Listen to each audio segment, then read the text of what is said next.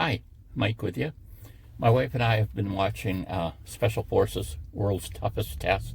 It's on Fox.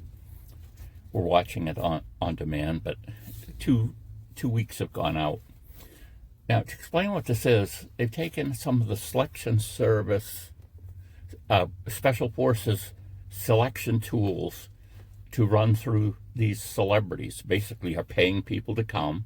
So they're people that, like I only knew two of the people, and then one I remember seeing vaguely. Okay, so I'm not into pop culture, but so they have all these people there, and the idea is they have some selection exercises that they're putting these people through. And of course, you have to make it all the way to the end.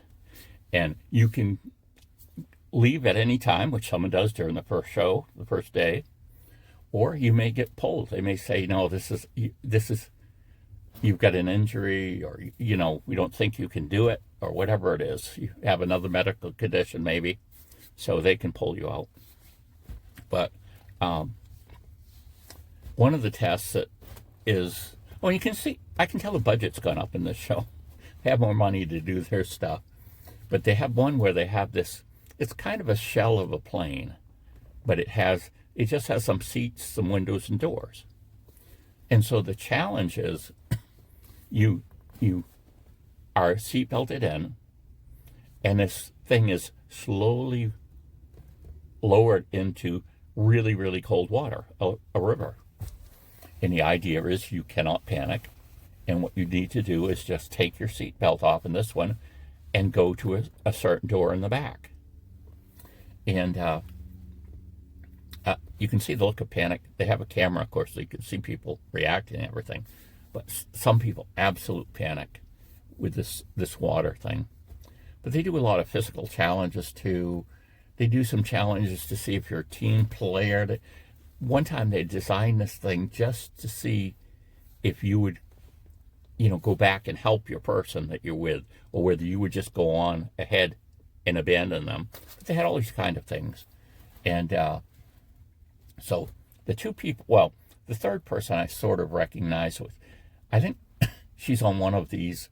I've never watched the show, but I think she's on one of these like wives shows, New Jersey Wives or whatever the show is, one of those reality shows. And then the two other guys are Jesse Smollett, who became famous when he was convicted of staging a racial attack against himself. Now, what happened afterwards with that went to appeal, and evidently it got canceled because of a technicality. In other words, there had been some pre-agreements made between the prosecution and the defense, and the judge felt that they had violated that somehow, the next judge that reviewed it, and so they threw the conviction out. So he was convicted of it. That particular case is overturned. So the final results legally actually is not that he's guilty or innocent, and I assume they're not going to bother to go back and do this thing all over again. But so he's there, and he's like, he wants to prove something to people because people think he's a liar. And then the other strange thing is they have this guy that is the husband and the six sister wives.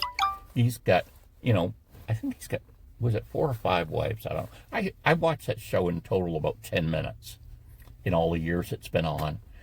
My wife watched occasional shows, kind of like so she could be updated on what was happening.